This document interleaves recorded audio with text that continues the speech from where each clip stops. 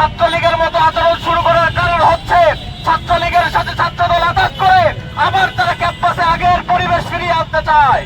আমরা আজকের এই আয়োজন থেকে তাদেরকে স্পষ্ট করে জানাতে চাই, ৩৬ আগস্টের মধ্য দিয়ে আমরা ৩৬ জুলাইয়ের মধ্য দিয়ে আমরা প্রমাণ করেছি এই ক্যাম্পাসে নতুন করে কোনো দখলদারিত্বের কোনো সুযোগ আমরা রাখবো না।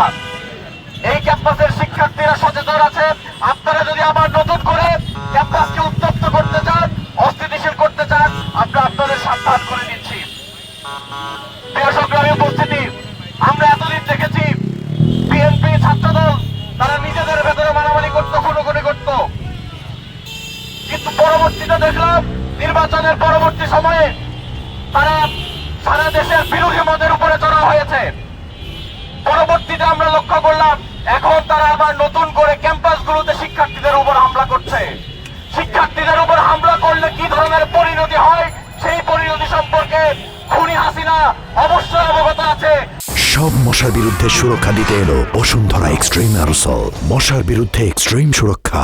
আমরা আশা করছি আপনারা অবগত আছেন, শিক্ষার্থীদের উপর কোন ধরনের আঘাত আপনারা করবেন না, এটাই আমরা আজকের এই আয়োজন থেকে জানাতে চাই।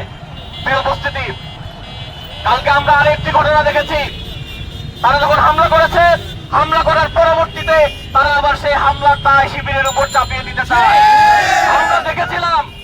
আমরা দেখেছিলাম মধুর ক্যান্টিনের সামনে এক প্রেস কনফারেন্সে শীর্ষ নেতারা একজন আরেকজনকে বলছে শিবিরের উপর দায় দিয়ে দাও। আমরা ঠিক সেই ঘটনারই আবার একটি রিওয়াইন্ড দেখতে পারলাম। আমরা আজকের এই আয়োজন থেকে এই দায় দিয়ে দেওয়ার রাজনীতির প্রতি নিন্দা জানাই। প্রিয় উপস্থিতি, আমরা স্পষ্ট করে বলতে চাই, আমরা এই ক্যাম্পাসগুলোকে, এই দেশটাকে সুন্দরভাবে করতে চাই।